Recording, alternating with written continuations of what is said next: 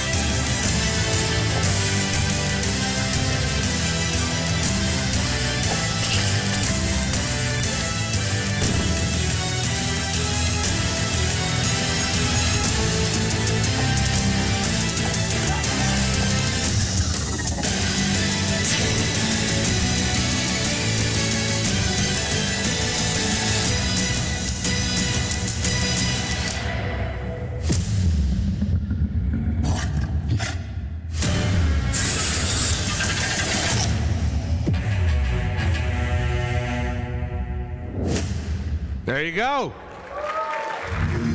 All right, let's get things started right now. I'm going to introduce Adam Brennicke, who's the game director, sitting right here. Adam, welcome. Welcome to PAX East in Boston. Thanks, everyone, for having us. It's pretty awesome to be up here on stage talking about the game. Why don't you talk us a little bit about the key feature of the game, and then we're going to introduce the rest of your team, because 25% of your team is sitting right here. Yep. So if you couldn't tell from the trailer, Grounded is a survival game, a survival adventure game. It's a pretty big departure for us at Obsidian, and it's something that we've been wanting to make for a while at the studio. I've been at Obsidian for my entire career, so I've been there for 15 years, and I've worked on pretty much every title that we've shipped. And we were, all three of us, we were working on Pillars of Eternity 1 and 2, and during that time, survival games kind of came out of the ether, and it's kind of a new genre. And it was something that we really loved as a team. We played a lot of them together, and it was something that after Pillars of Eternity 2 Deadfire shipped, Fergus Urquhart, who's the studio director at Obsidian, gave us the opportunity to work on a survival game. So he just said, hey, Adam, pick who you want on the team and start working on something. And so that's where Grounded came to be. And just a couple other things about the game. As you can tell, you are surviving in a backyard, and you're about the size of an ant. And a couple other things that we're trying to do with Grounded is that you can play it single or multiplayer, so you can go through the game if you want to play by yourself. And it's a cooperative experience if you want to play with your friends, so it's up to 4 players online. We also want to add a story to the game. Something that we pride ourselves at Obsidian is story, and so we want to have a rich and awesome story that takes you through the yard. And then the other thing that we pride ourselves on is Grounded has a living world. So you do have a simulation, which I'll talk about later, but it's a huge world with a lot of life, insects doing their own thing, and that's something that we're trying to add to the survival game. So we're going to kind of talk about a couple different things, share some new stuff with you, a lot of new concept art, and we kind of, going from the very beginning of developing the idea for Grounded and through all aspects of development and the game design, on how we're making a small game, but it's a huge, big world to explore, and it's something that we're really excited to kind of start talking about more with all you. All right, we're gonna have you introduce the rest of your gang here. But just a reminder, we're gonna talk for about probably 45 minutes, and then we are going to take Q&A from the audience. If you're in the Twitch chat, we're gonna be. I'll keep an eye on that as well. You'll see me glancing over to that. So without further ado, Adam, why don't you introduce some of your team members here? Yeah. My name's Adam Brennicke. I'm the game director, and with me is. I'm Sean Dunny. I'm the lead environment artist on the project. And my name is Robbie Adadero. I'm a senior programmer. And as Larry said, this is about 25% of our team up here. So it's something, as I said, I've been at Obsidian for a long time. This is by far the smallest project I've ever been a part of. And we're running it quite a bit differently than our other projects. We're very agile, which means that we can adjust and, change course and develop ideas very quickly. And that's one thing that we're very excited about when we go to game preview and early access, is taking a lot of feedback from the community and seeing how people are playing the game and using that as inspiration of where to go next and where to take the game. Now, I want to ask you about, Adam, this is obviously a small team. That's pretty big departure from what we've seen from other studios. I mean, Obsidian has a lot of folks that work there. You're just a small group. What's it like working with this? I mean, you talked a little bit about it, but it's got to be very different working with 12 people versus 1,200. Yeah. What's one cool thing about it is that as the director, I can go and talk to everyone every day, like for a very long time, which is pretty fun to do. And we're all pretty much in the same office space. Like, it's very small. We have a big pit with all the artists, and it's just fun to collaborate in that type of environment. Do you guys, what's it like for you guys? You worked on other properties, working on a small team. It's actually been great. On Pillars, we had a smaller environment art team, and working on a team of this size really allows us a lot of flexibility. Like Adam says, we're an agile team, so people come up with ideas for something, and that goes into the game that day. And there's not really a whole lot holding us back. Like, we don't have a lot of overhead when it comes to making new things. So it gives us a lot of creative freedom to really make the kind of game that we want to make. Now, what's interesting is, and Robbie, I'll get to you in a minute, but what's interesting is, you talked about that, you can get that into the game that day. Those of you that aren't in game development, that's a big deal. Like, that's huge, the fact. Most people think, well, why can't you just put this in the game? It's so easy. But it's not, because there's processes and making sure things don't break. Robbie, how's it been for you? I would say the big thing for us is everyone on the team really likes survival games. It's a game style where you have a lot of creative ideas. Like, the artists have design ideas, the programmers have design ideas, and when you're working on a big project, typically you kind of have to stay with your realm of like, oh, I'm a programmer, I'm going to program. But with Grounded, because we are so small and we're a pretty senior team, we all get to also play as designers and come up with interesting ideas and put them in the game immediately. Yeah, and it also fits with this style of game. One thing that really excites me about the world of Grounded is that it's super easy to come up with ideas. Everyone's really familiar with all the stuff in the world. Everyone knows what insects do. Everyone knows all these objects. And compared to what I'm used to working in a fantasy world or a sci-fi world, being able to use real objects and think about how they can fit in with a game is pretty fun to do as a team. And there's a lot of riffing back and forth between the team members. And we can kind of adjust and put that stuff in really, really quickly, and that's been a lot of fun. Let's jump into it, and let's show some game assets and kind of the idea of the journey of the game. So this is kind of your beginning idea of hey, you're small, but how small are you? Yeah, it's one question that we get asked a lot is how small are you? And we actually did a lot of thinking about how big is the player. So the first exercise that we did was we took a bunch of objects that we're really familiar with, and we just kind of toyed around with different scales. So, for example, a paper clip or a matchstick or a Coke can, like how does the player compare? And we put up prototypes of different scales fairly quickly, and we arrived at about 10 millimeters as a good scale for the game. So what that means is that most insects are fairly large, but not too big. So it's something that you can fight, so you can feel like you can take on the insect life. And a spider is going to be pretty big, and an ant is about, larger than a dog. So we kind of ended up with that scale because of those things.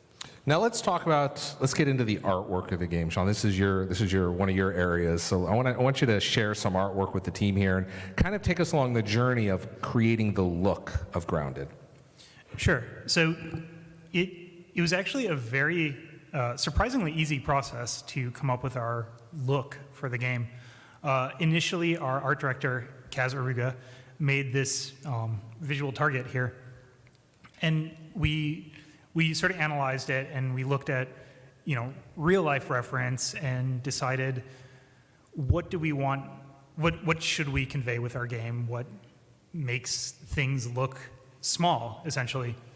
And so this is what we sort of came up with, was these dust motes floating through the air and light transmission through plants and other thin objects. That really sells that scale. And then the level, this like micro noise level of detail on things. And so we went through, and Kaz concepted this, and we iterated on it as a team and came to our final art style, which is more like this. What we found is when you look at things up close, they get kind of gross. I have a macro lens for my camera, and once you start taking pictures of things at that scale, they're covered in hair and You bits can't of dirt. unsee it, right? It'll really make you reconsider like everything that you interact with in your daily life. So we wanted to maybe tone that down a little bit and create a little bit more of an inviting world, something that gives you a sense of adventure. Like, I want to make a game that feels almost like an Indiana Jones movie, where you go out and you explore and you live in this like larger than life, so to speak, world. But it really makes you want to be in it and find out everything about it. Sean, I want to talk to you. You had an interesting experience because it seems easy, like, hey, we're just going to make things small and just make the world smaller. But that was actually quite a few exercises you and the team went through to come up with the art style. Tell us about some of those stories. So we spent a lot of time staring at the ground.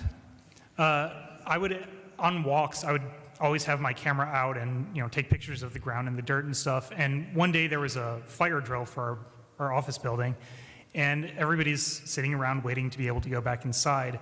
And our art team, myself and Kaz and John Lewis, our lead VFX lighting and world building artist, were standing in a circle, crouched over the ground with our phones like 2 inches away from the grass, just analyzing, well, what makes this stuff look small? Because you really want, when we first started out, we had the sense of scale that like you were a regular sized person in a world filled with giant things, and that wasn't the feel that we wanted. We wanted you to feel like you were a tiny person.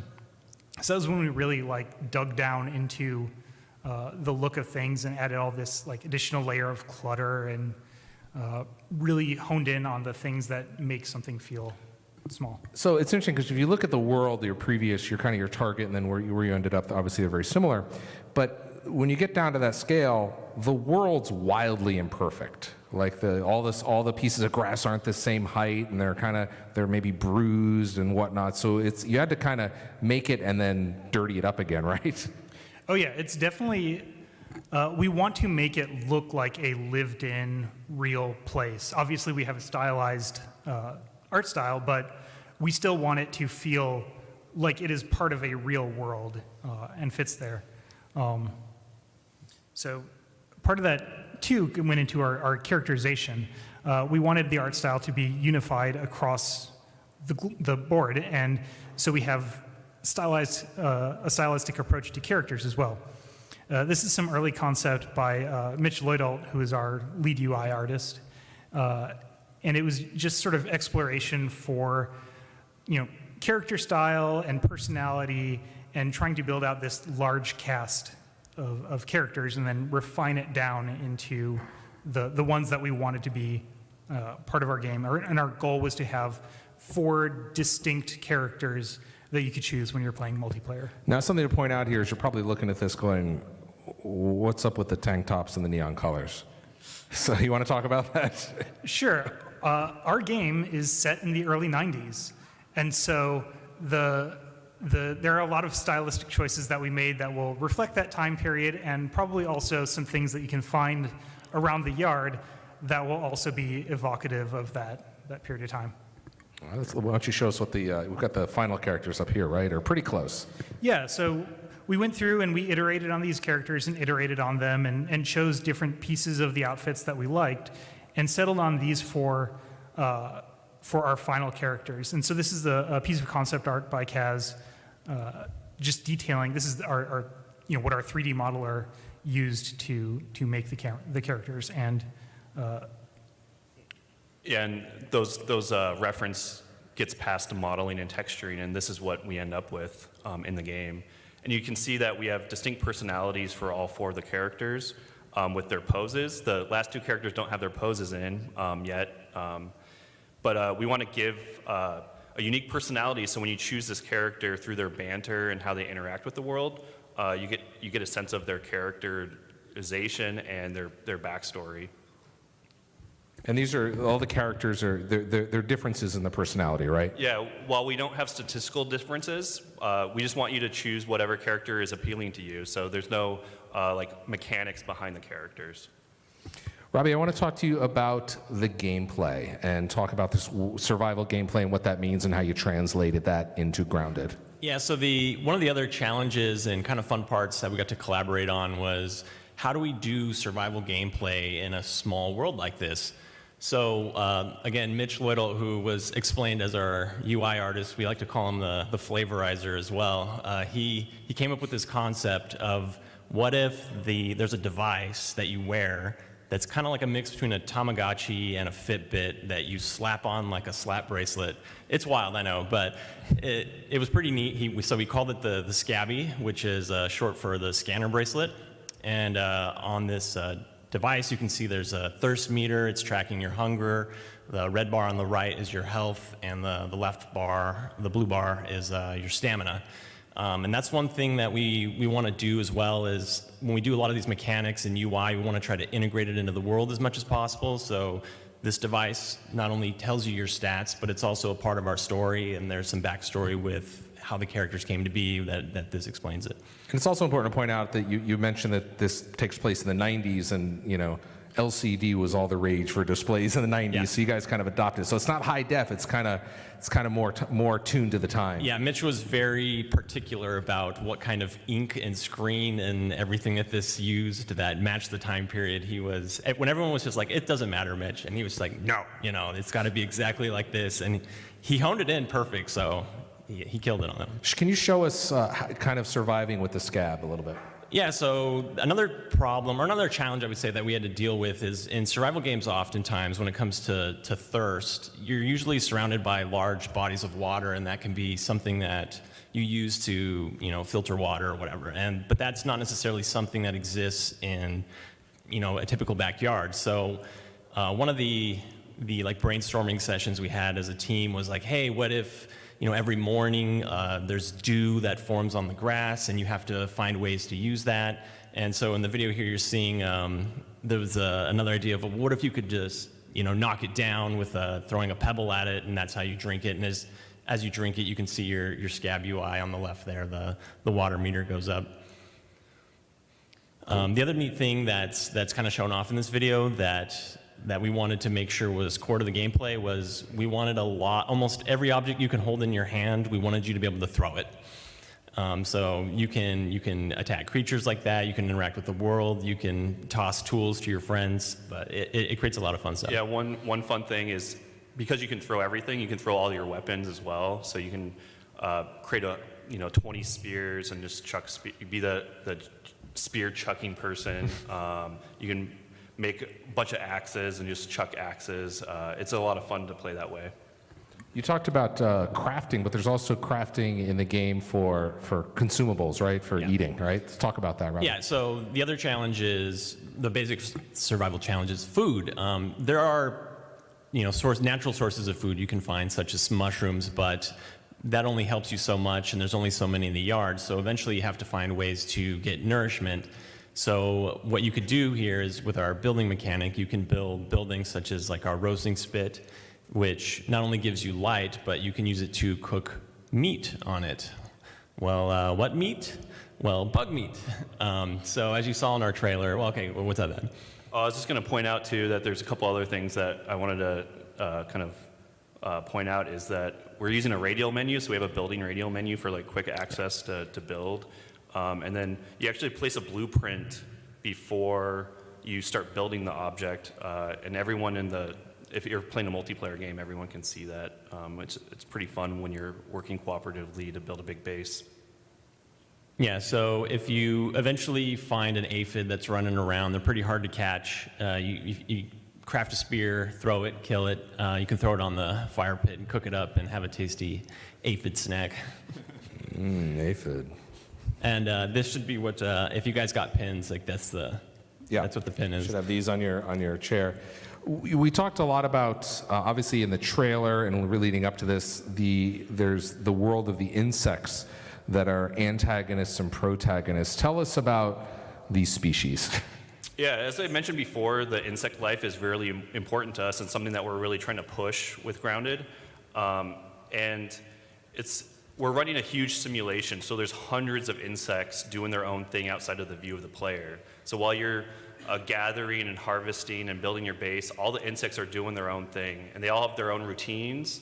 So they hunt, they go to sleep. If they get tired, they'll go to sleep in their den. If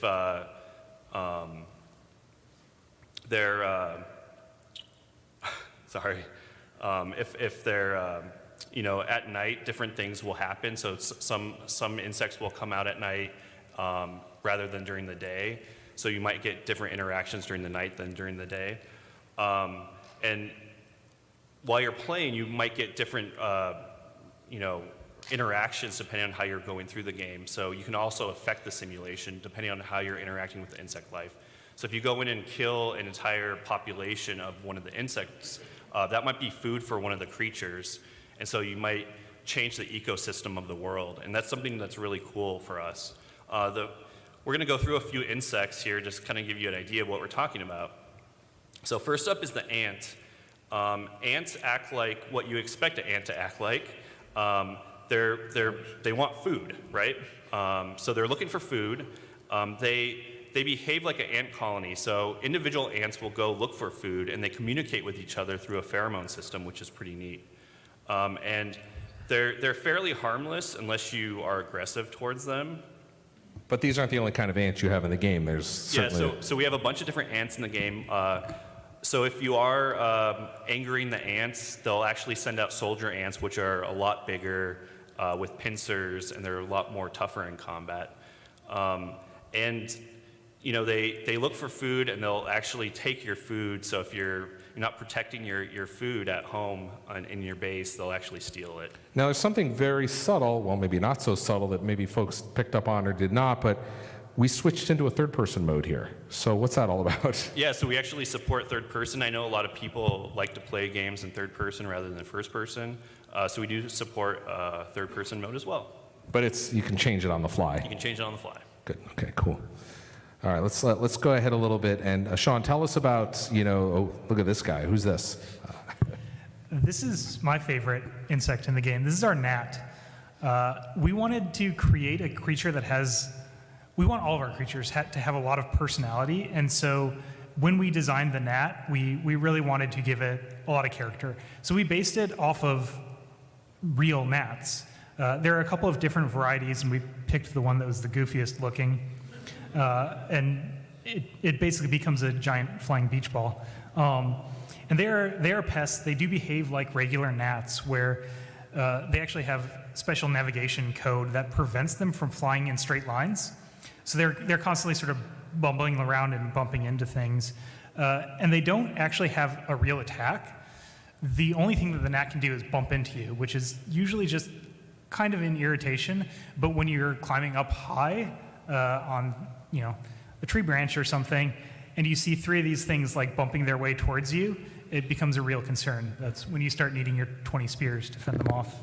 Now, there's, of course, we have the gnat, and then that's kind of at the lower end of their more of an annoyance scale. And then at the other end of the annoyance scale are things that are a little bit more deadly, right? A little bit. A little bit. Just fair warning, we do have spiders in the game.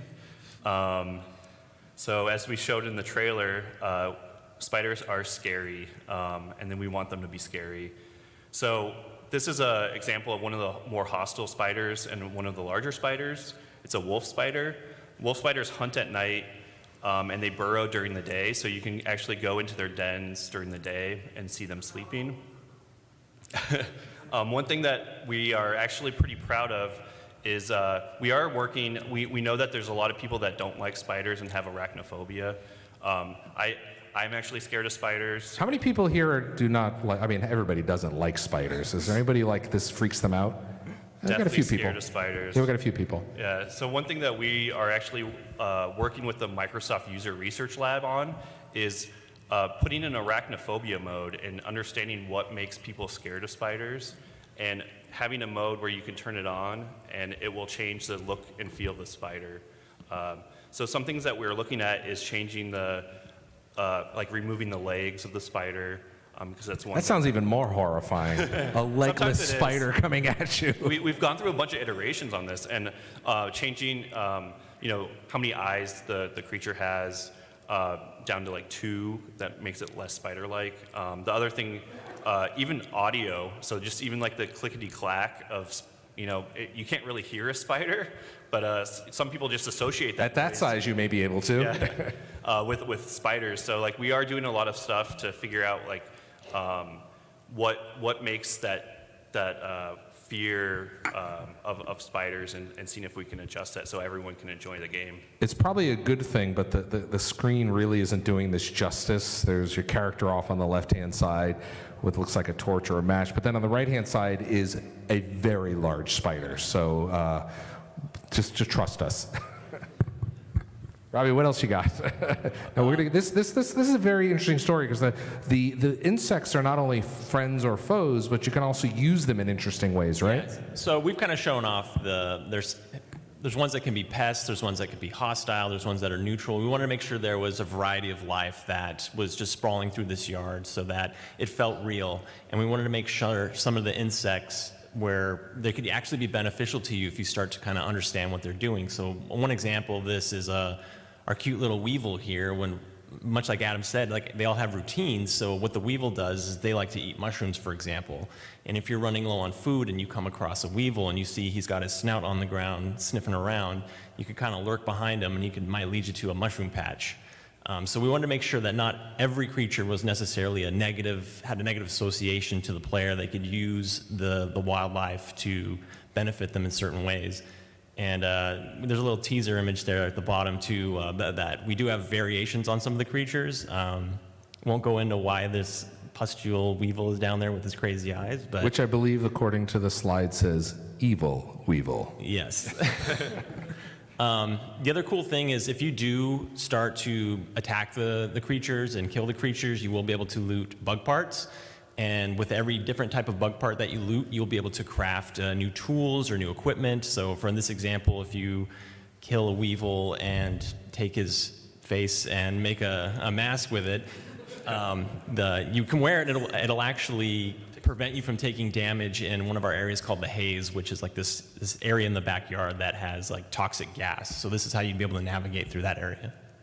Now, we talked a little bit earlier about crafting. Robbie, can you tell us how you can craft and build in the world proper? Yeah, so one of the other, like being in this small world, another one of the things that was kind of a fun design challenge was how do we, what in the yard do we let you craft with, and how do we make sure these things, when you craft them, help evoke the scale that you are small?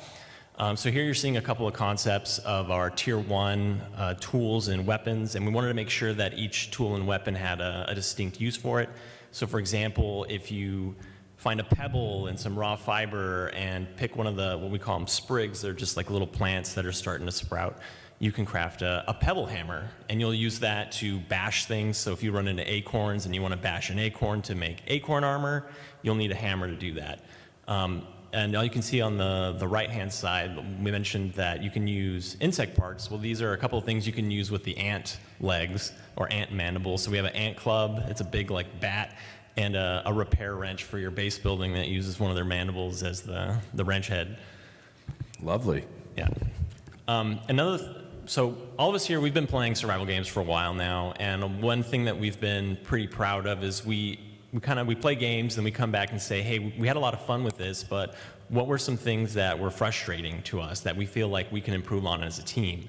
And one area that was just some of the frustrations that can happen when you're crafting, when you have a lot of intermediate materials. So what we wanted to show off in this video is, for the spear, for example, requires woven fiber. And to craft woven fiber, you need 4 raw fiber.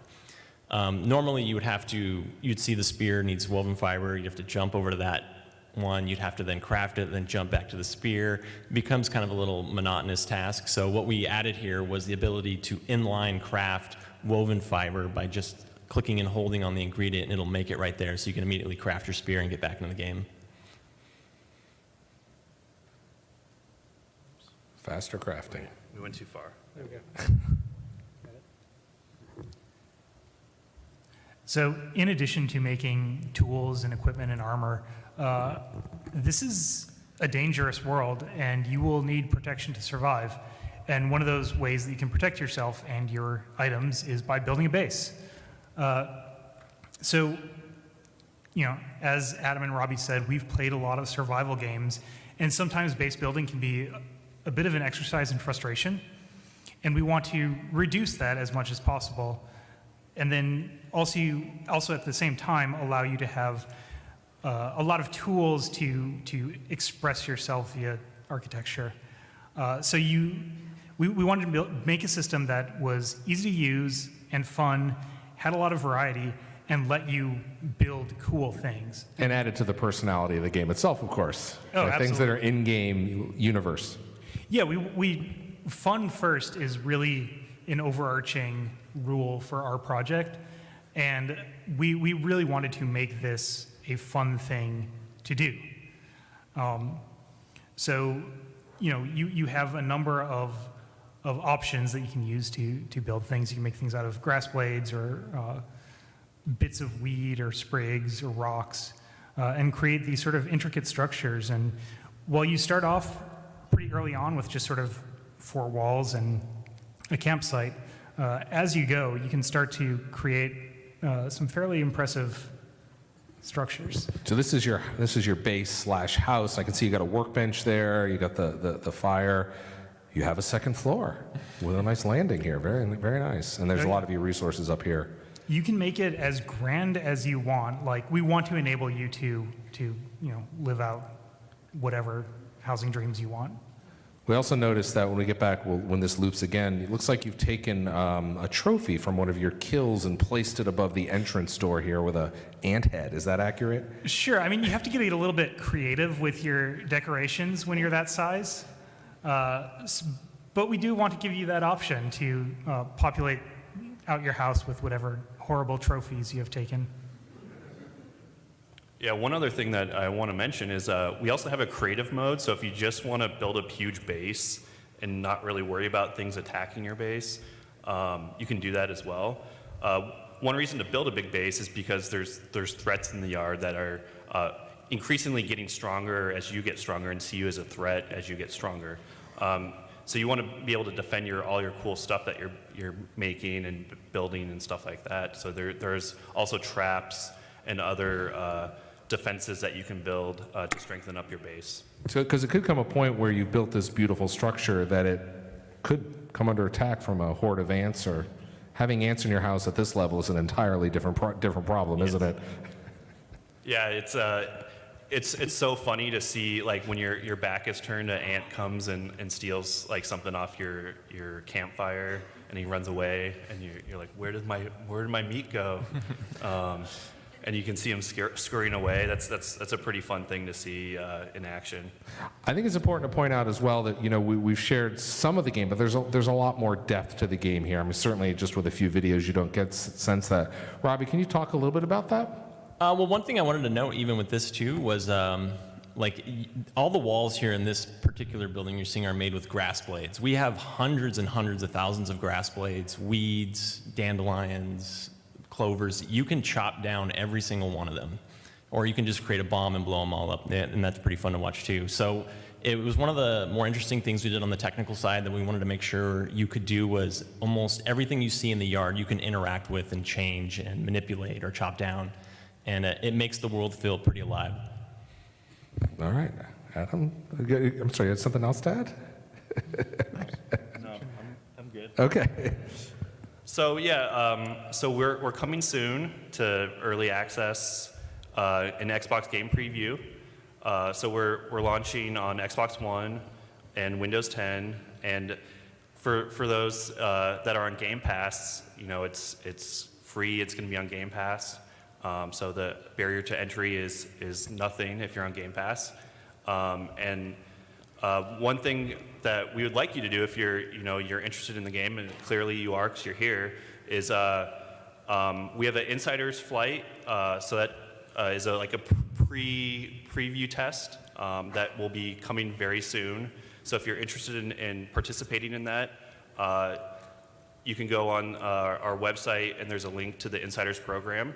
And then we also will ask you if you want to play on Steam, wishlist the game on Steam. And it's, again, as I said before, it's very important to us that that this game is going to be in early access and Xbox game preview. We want to get the game in people's hands and hear what they're doing and how they're enjoying the game, and we want to adjust and make the game as best as it possibly can be. This is just going to be the start of the journey for making this game. We want to make, continue the storyline, add more and more systems, and adjust the gameplay for the future. And we want to bring everyone on and hear how they're playing. What's the best way for people to follow, engage accordingly? There we go. We got a slide on that.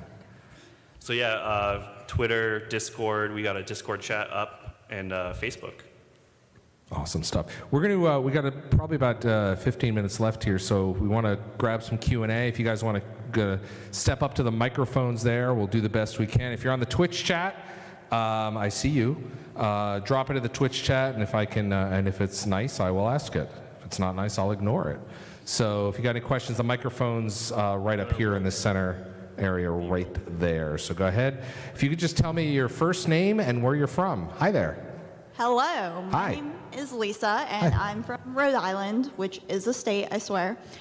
My question is, in terms of the blueprints, do you start off with so many? Do you have to find them? Do you get them as you level up? How do you go about obtaining more blueprints to build more stuff? Yeah, great question. So you get the blueprints as you progress through the game.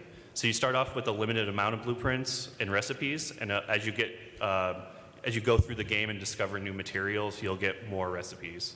It's one thing that we are currently iterating on, and it's something that we'd love people's feedback on. Cool, thank you. Thank you, Rhode Island. Hi, my name is Glenn Morris. I live here. Hi, Glenn. So I have never missed an Obsidian panel at a PAX East. My question is actually about Microsoft. After the acquisition, I think a lot of people from the player side thought, sigh of relief, financial security. But here you're talking about arachnophobia research database. I'm wondering what were some of the things after the acquisition that people never thought to ask and then said, we have access to what? Yeah, so Microsoft's been a great partner. So we actually started working on this game before the acquisition. But once we got acquired, it opened up a lot of doors for us, similar to the arachnophobia mode that you mentioned. I think having access to the accessibility lab as well, and getting input on how to make the game more accessible is great. We want to make sure that the game can be played by everyone. So hearing their input and their feedback, and then also the user research lab, getting a lot of play testing, which is really important for onboarding players. Having access to that and being able to participate in that program has been great to iterate over the early game, and making sure that first 10 to 15 minutes is really strong. Thank you. Quick question from chat. Let's see, where is it? Brandon 456076, will there be a robust weather system? So weather right now is not currently in the game. It's one thing that I personally would love to see, because I think like rain, for example, would be a really, really cool thing to have. Just because I have no idea how it's going to work. But I think that's something that is on the table for post-release once we're out in early access. And that's something that, if you have ideas for features that you think would fit well with the game or you think would be cool, bring it up, and we definitely are listening. Thank you. Hi there. Next question. What's your name? Where are you from? Hi there. My name's Mike. I'm from Orlando, Florida. Right on. I kind of had like two-ish design questions. The first one is it's a weird question, but where exactly would this take place? Is this going to be like in a child's backyard, like in like a random park, kind of like woodsy kind of thing? And like how does that inform the type of like real-world objects you'll see in the wild and could interact with? It does take place in a backyard, and we definitely wanted to have a wide variety of things that were more than just plants, because as cool as it is being small, like eventually you're going to get tired of just looking at the same green over and over again. And so we have studied the backyard with a number of unique features. I don't know that we are ready to talk about any specifics with that, but there's definitely a lot to find out there. We wanted to make it an interesting place. Yeah, and one thing that we, just in general at Obsidian, we try to give reasons for everything that we put in the game. Yeah. And that's one thing that there's a reason for why all this stuff is in the yard. And you'll find that out when you play through the story. Cool. Thanks, guys. Thank you. Next question. Hi there. Hi, name's Henry. I'm from the DC area. Welcome. Thank you. So you mentioned that there were helpful bugs. Is there any ability to farm or corral them? Could I start an aphid farm so that I don't have to go hunting for food? That is something that it's been on our list of things that we've wanted to explore. Everyone on the team always goes, yeah, I want to do an aphid farm, potentially want to tame the bugs, pet the bugs, make them my friend. Ant rodeo. Yeah, we've been even tossing around can we use, they like to steal your meat, can we use the meat to make the ants your friends? That currently we haven't done that yet, but these are all the kinds of things that are just extra ideas that have been stewing in our head. We've heard a lot of feedback when we first announced at XO about stuff like that too, so we know it's definitely something that the fans are looking for, so we're going to be putting it into our roadmap. Cool. Thank you. From the Twitch chat, IG_ asks, does the grass/plant regrow? Yeah, so that's one awesome thing about this game is that things can regrow and it feels okay. So grass will regrow over time, and mushrooms will spawn back, and there's other things that will change over time as you play the game. All right, next question. Hi there. Hey, I'm Matt from near the DC area as well. Hello. And I was just wondering we got to see a lot of gameplay, but I was wondering if you could speak to what the sound's going to be like. What kind of, do you want to have music? Or am I going to be walking around? Is it going to be a Minecraft feel, Dark Souls? The rain thing is a really cool thing that we were talking about with the weather. How do you plan on incorporating sound into your small world? So Justin Bell, who's our audio director, and he's worked on pretty much a lot of our titles, Pillars 1 and 2, and Outer Worlds. He's currently composing music for the game, so we do have a music soundtrack. It's more ambient, in just because since we are building an open world game, and you're going to be spending a lot of time in this environment. We do want to take inspiration from the time period as well, so there's a little bit of late 80s, early 90s flair to the music. In terms of audio design, we are, we want to make, you can't really understand what a creature is going to sound like, so we want to take some liberties in the creative decision making on audio design, and we want to make sure that they feel appropriate for what you think they should sound like, if that makes sense. Thanks. Thank you. Thank you. All right, next question. Hi guys, I'm Aiden from Boston. You guys keep talking about the story. Does that mean there's an end game? Yeah, so we're actually not saying a whole lot about the story. There is a story, right? And yeah, eventually the game will end. When we launch in-game preview and early access, we will have some story, but it won't be, it won't be complete at that time. And we want to develop the storyline as we work on the game through the game preview early access process. So there will be an ending that you can complete the game, but there's a lot of stuff that we're not, showing and talking about intentionally about the story, just because we want it to be a surprise for players. All right, sweet. Thank you. All right, from the Twitch chat, hello Twitch again. What can we expect for the in-game community interaction?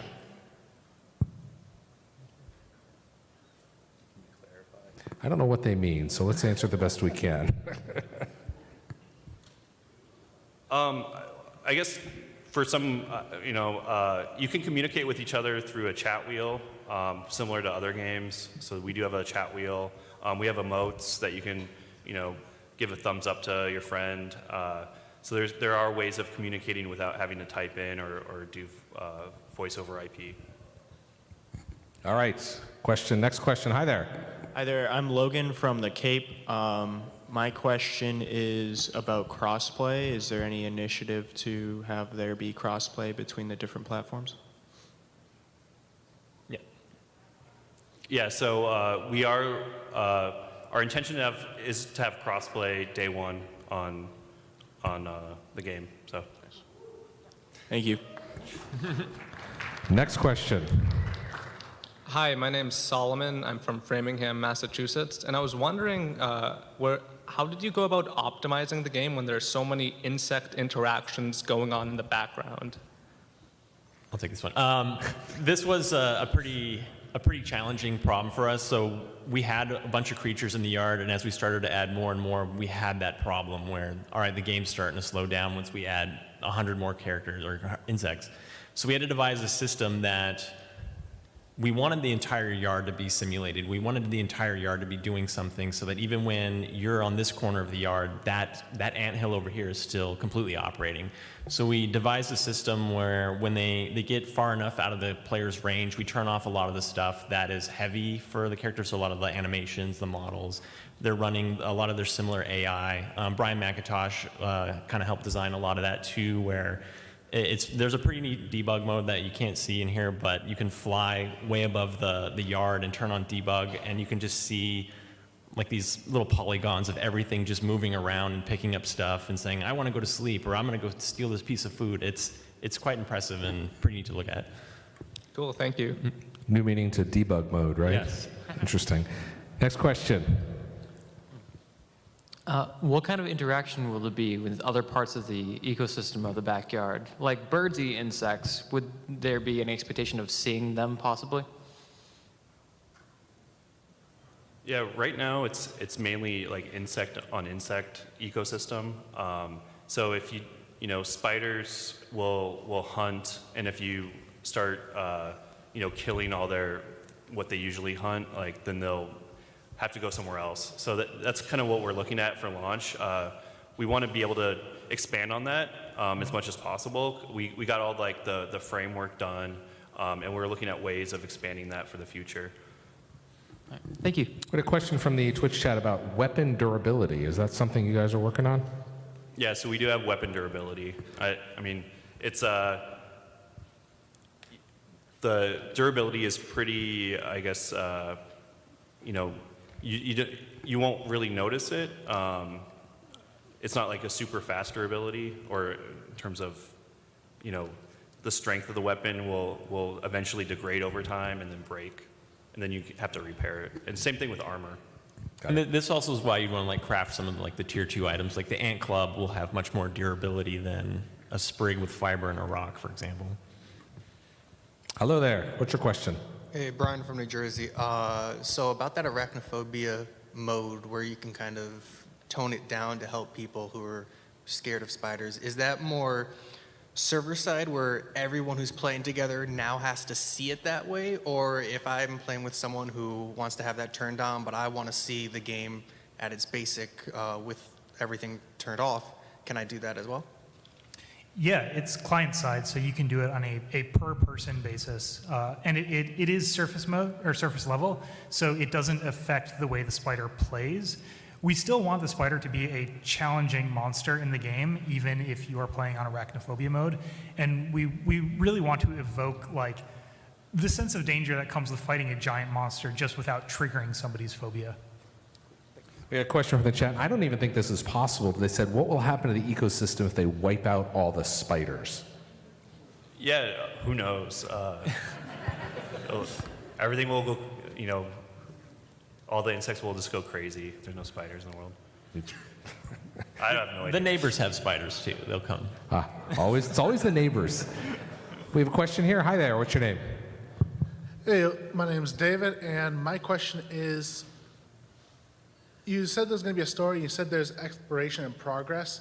Would anything be story locked, or would you basically be able to do anything or go anywhere with enough exploration and preparation? Yeah, that's a great question. So the way that we're looking at the world design is we're taking some inspiration from like Metroidvania games. So you'll have to be able to craft certain, things in the world to be able to progress into different areas. One of the examples I think Sean's going to talk about, because I'm pretty sure I know what he's going to say. Maybe. So one of the things that we come across sometimes is if there's an area that's up high and requires some, difficult to traverse method to get to, people have raised the concern, well, what if somebody just builds stairs up there? And personally, I think that's great. We want to allow the player to overcome these challenges however they feel it best. And I think that giving the players the tools to solve whatever problem they need to solve, I think is a more interesting way to do it than artificially gating things. Yeah, we call it like soft gates. But one of the examples is, like the gas mask that we showed off. You have to equip that to get through the haze area. So there's a bit of that, but we want the player to be able to kind of solve these problems in different ways as well. Thank you. Thank you. So which really, one of the questions in the chat will be the different kinds of areas like biomes. And you kind of alluded to something like that, right? Yeah, we have a lot of different areas in the yard. So we want to, having just an area of grass is only interesting for so long. So we have a bunch of different, like even in the grasslands, we have a flooded area where there's a sprinkler that's cracked and has flooded a big portion of that, of the yard. And, different creatures will call that home. Okay. Hi there. Hi, Mark from Ottawa. Hi, Mark. Tunneling. There seems to be a lot of tunnels. Any tunneling that can be made up by the players, or like digging or like terraforming? Terraforming. Currently, we don't have any terraforming. We do have a shovel tool, but it at that scale, you'd have to move a lot of earth. So we don't have any terraforming yet, but like Adam and Robbie said, this is still early in the process, and we will take any ideas from the community. Thank you. How high can you build? Yeah. Right now we do have some limitations on how high you can build, and it's dictated by like how strong of materials that you're using to build. So depending on the materials that you use for your walls, you can build higher structures. A couple more questions, then we're going to wrap it up. Hi, what's your name? Name's Steven. I'm from Rhode Island. I imagine the world, knowing you guys, is pretty good size. Is there going to be other ways to traverse the world other than walking? Like maybe we can craft stuff that can make us move faster? Yeah, we do have a couple ways of moving faster throughout the world. There are items that you can craft to do that, and eventually, it's not right now, but something that I would love to have in the game is riding insects. I know that makes the team sad because they have to do it, but I'm like, I want that. So it's something that we might have in the future for quick traversal. All right, two more questions. We're going to wrap it up. Go ahead. What's your name? Jacob from Boston. And so in co-op games, sometimes when you take on enemies, you can just surround the enemy with your team and just hack them to death, and it takes away that sense of accomplishment. Do you guys have plans to scale the difficulty and rewards based upon how many players are in your game? Yeah, that's a great question because we just fix that problem like this week. Sweet. So we do have scaling for multiplayer. And the way that we're handling that is depending on, we have like I guess you could call it like an aura around insects. And depending on how many players are in that aura, the insect stats will be increased. So it's more of a challenge. And that is on an insect per insect basis. So some insects, like we really want it, like 3-hit combo will kill that insect. So we don't want scaling on some of the smaller insects in the world. So we are adjusting that and seeing how it feels. But we are working on that pretty much right now back in Irvine. Yeah, the reason we didn't want to do like a global scaling across the board, like, oh, there's 3 players, so everything is like this, is a lot of times in survival games, players will break up, and we didn't necessarily want them to be punished because one player's over here by himself, and he's fighting, scaled creatures because there's 3 other people in the game. Yeah. Excellent. Thank you. All right, last question, and then we'll wrap it up. Hi there. Hello, I'm Nick from Boston. I was curious about for the online co-op. Is it like going to be hosted like through like one person and the other 3 can't play like unless if the one person's online? Is it like separate servers? Is there like a distance limit on the players on like how far away they can be from each other? Things like that. All the questions. No, right now it is you host it yourself. So whether you're on Xbox or PC, if you're playing a multiplayer game, you host a session and anyone on your friends list can join. There is no limitation to player distance, so everyone can walk everywhere. We even have it right now where you can play a multiplayer game and then reload that game as a single player game, play for a couple hours, then rehost it again as a multiplayer game. So we wanted to make sure we had that capability for everyone. Great. Hey, all right, why don't we throw that slide up again that has the all the contact information? Because I think the main line here, right, a lot of great questions, a lot of great suggestions, is that this is a game that you guys are developing with the community, and that's what it's all about, right? That's what it's all about. So, excuse me, start talking about the game, talk to us, we're listening. So that's something that, we're ultimately, we want to make the best game possible, and I think game preview and early access is the best way to do that. So we want to hear from everyone on how they're feeling about the game, what they like and what they dislike, and we want to make sure that the game is just as best as it possibly can be, and that's with your help. All right, thank you. Anything else, gentlemen? I was going to say, because we're a small team, we can pivot to any feedback really quickly. So if we see you guys are really clamoring about something that's really specific, we can see it, and as a team just immediately say, hey, this is a high priority for us. There you go. Thank you. Adam, Sean, Robbie, thank you guys. Team from Obsidian. Grounded coming later this year. Thanks again, and have a great PAX, everybody. Bye-bye.